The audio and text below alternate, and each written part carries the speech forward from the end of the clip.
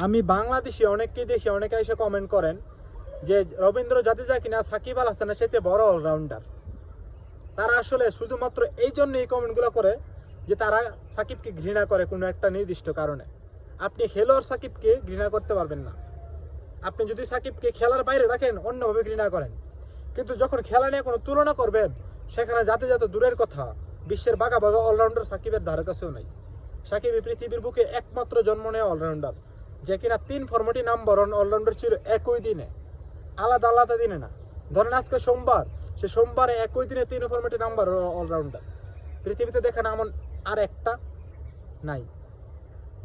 সাকিব 2009 সালে অলরাউন্ডারের খাতায় ঢুকছিল, বের হয়েছে 2024 সালে। যতদিন খেলছে ততদিন 1 নাম্বারই ছিল।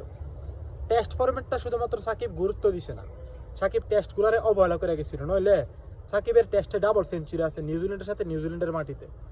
আর পৃথিবীর বুকে এমন একটা টিম দেখান টেস্টে যেই দলের বিরুদ্ধে সাকিবের 5 উইকেটটাই 5 হারা নাই, এমন একটা টিমও পাবেন না। সাকিব যদি খেলতো টেস্ট ম্যাচটা ঠিক মতে, তাহলে জ্যাক কালিসের পরে পৃথিবীর বুকের ইতিহাসে সাকিব থাকতো নাম্বার 1 অলরাউন্ডার, যাতে তারা খুঁজেও পাওয়া যেত না, যাতে তারা বলতে পারেন যে অলরাউন্ডার।